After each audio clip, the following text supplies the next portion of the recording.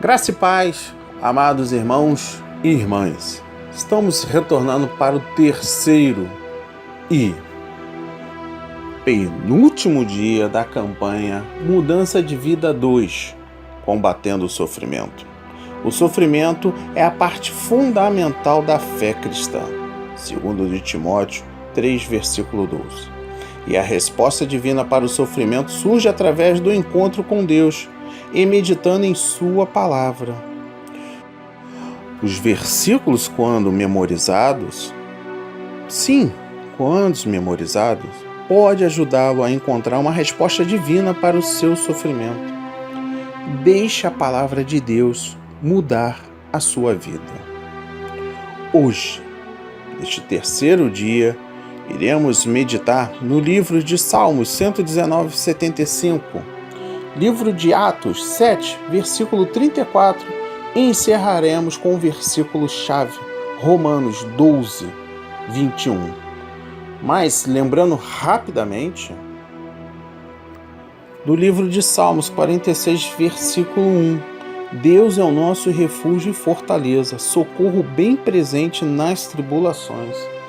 Ontem o segundo dia foi extremamente impactante, porque de fato descobrimos que Deus é o nosso socorro presente. O nosso socorro não está no vizinho, não está no primo, não está no irmão, não está no marido, na esposa, no namorado, na namorada. E piorou mais ainda se está no desvio de conduta, que é o adultério, confiar no amante ou na amante. Não é isso. O nosso socorro presente está em Deus. Ele está ali, ouvindo o nosso clamor, o nosso choro, o nosso sofrimento, as nossas angústias, mas jamais desistiu de nós.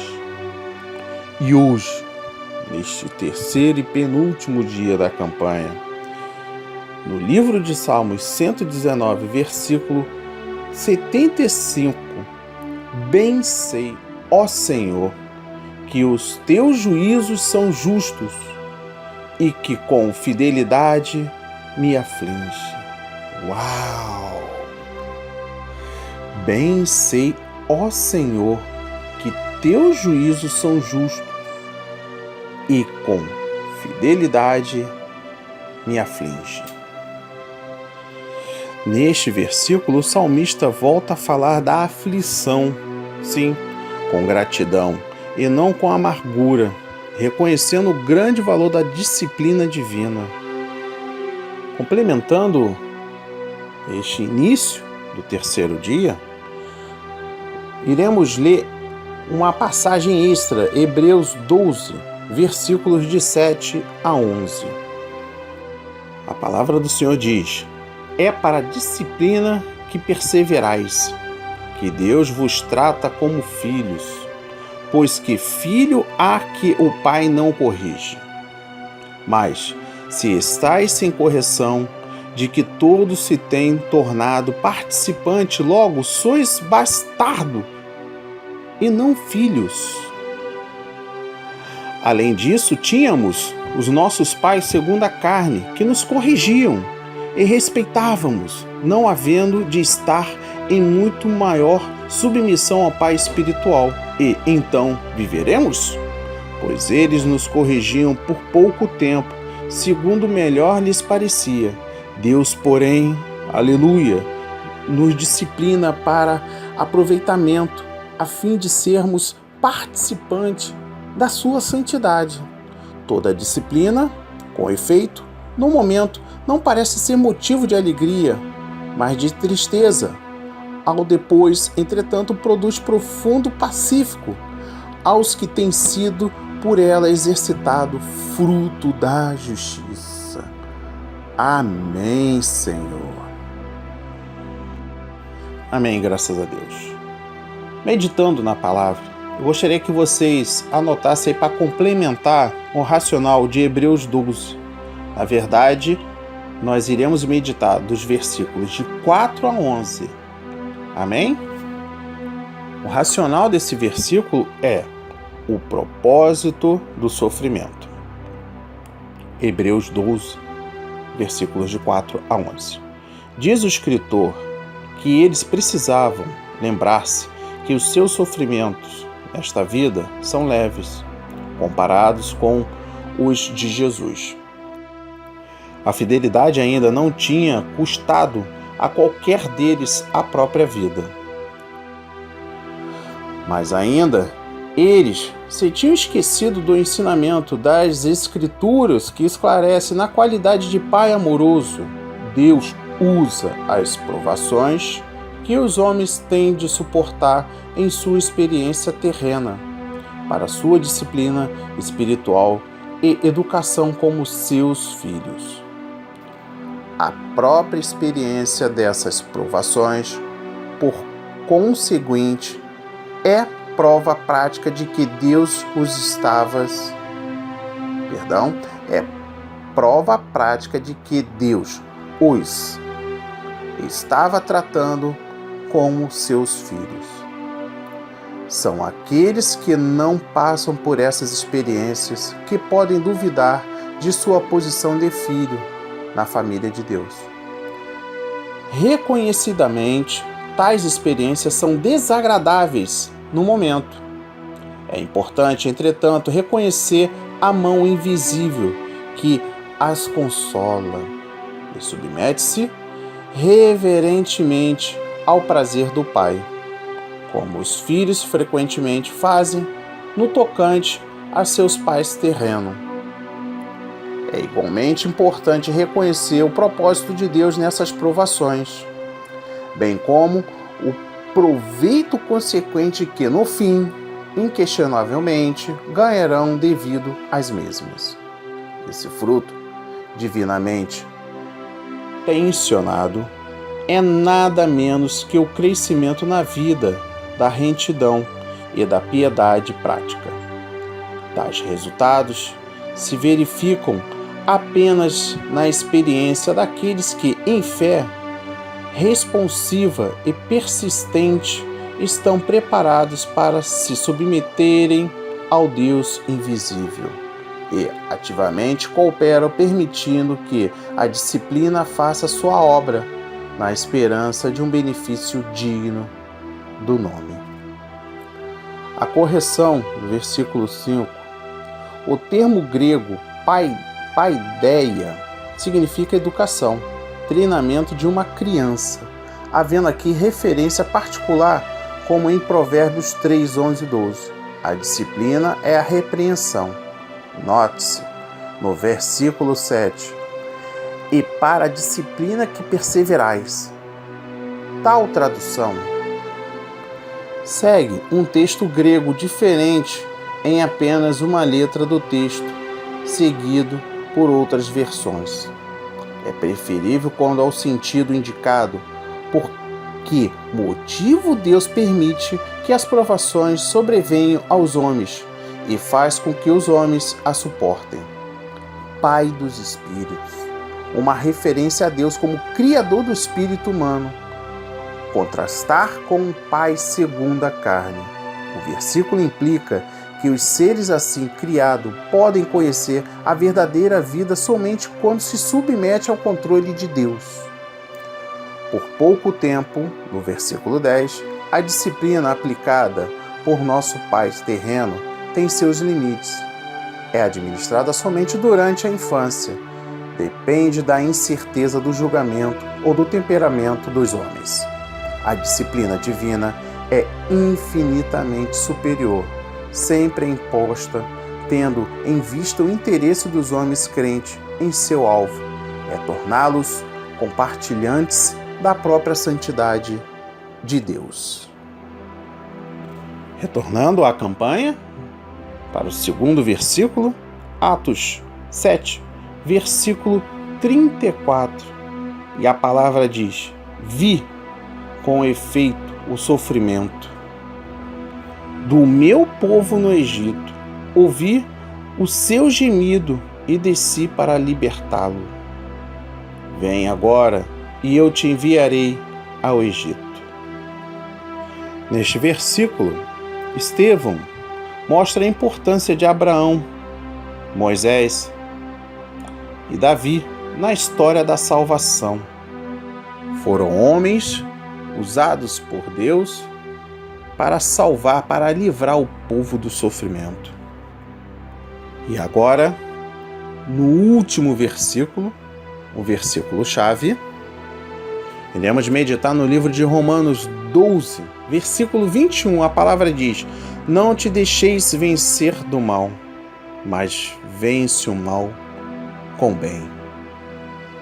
Não te deixes vencer do mal, mas vence o mal com bem.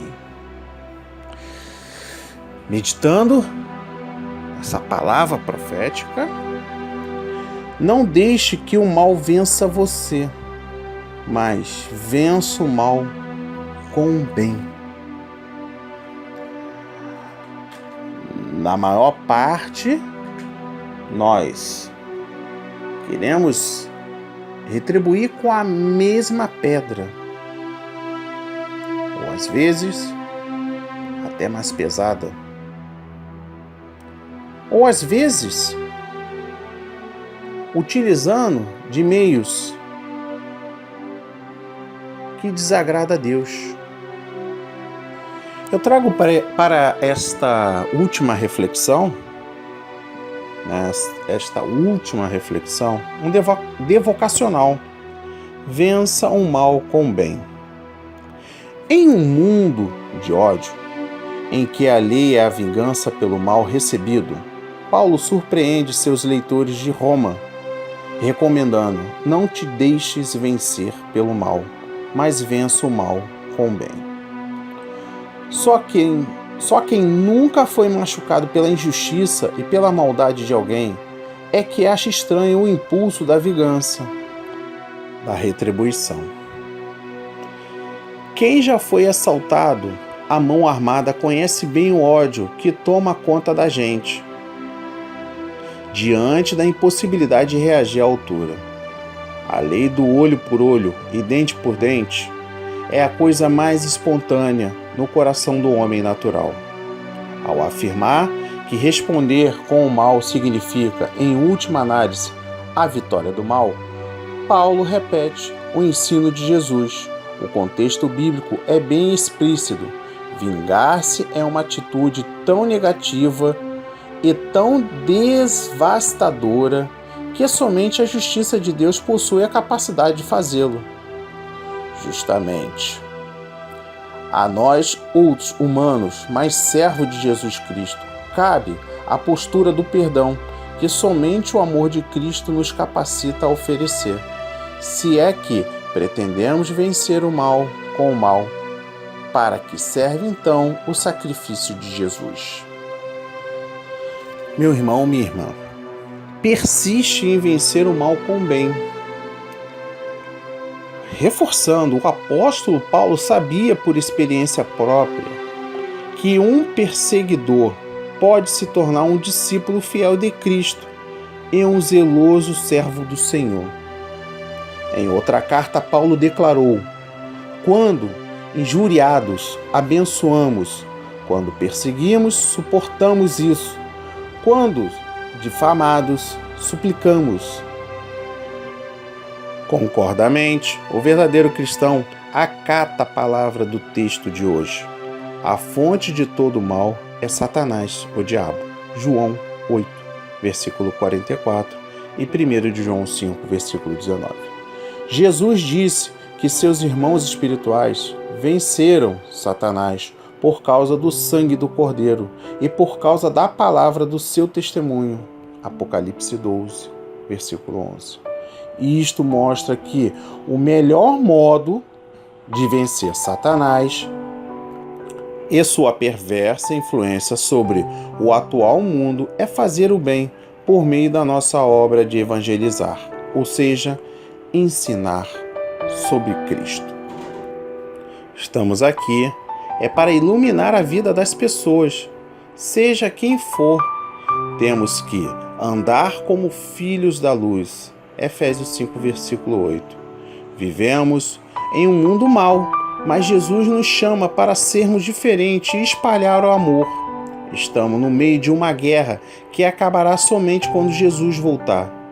E até lá, temos que permanecer firmes, não deixar o mal entrar em nós, não nos deixar corromper e lutar, revestidos de toda a armadura de Deus, para que possamos estar firmes contra as estaturas do diabo. Assim seja, assim diz o Senhor. Amém, amém e amém. Graças a Deus, graças a Deus, graças a Deus, graças a Deus, graças a Deus, graças a Deus. Senhor, meu Deus, meu Pai, diante de todos que estão ouvindo esta campanha, este terceiro dia da campanha, entramos em sua presença, meu Pai, para a purificação de todos os nossos pecados, para a libertação de toda a raiva guardada, toda a injustiça que foram lançada contra nós. Meu Pai, em Ti confio em Seus mandamentos, em Seus ensinamentos e sei que Tu tens sido fiel para comigo e Seu povo. Clamamos, louvamos e louvaremos e clamaremos, meu Pai, para que o Senhor nos torne cada vez mais correto diante deste mundo, assoberbado pela corrupção humana, pelo egoísmo. Sabemos que não devemos revidar, meu Pai. Sabemos que isso faz parte do processo do sofrimento, porque, meu Pai, uma vez que guardamos esse sentimento de ódio, de raiva, a nossa mágoa, o nosso sofrimento eleva, e nisso o diabo se manifesta contra a nossa fé. Aprendemos hoje que vencemos o mal com o bem. E agradecemos em nome do Seu Filho Jesus, meu Pai, pelas misericórdias, pelo dia de hoje e para todo sempre. Amém, amém e amém. Graças a Deus, graças a Deus, graças a Deus e graças a Deus.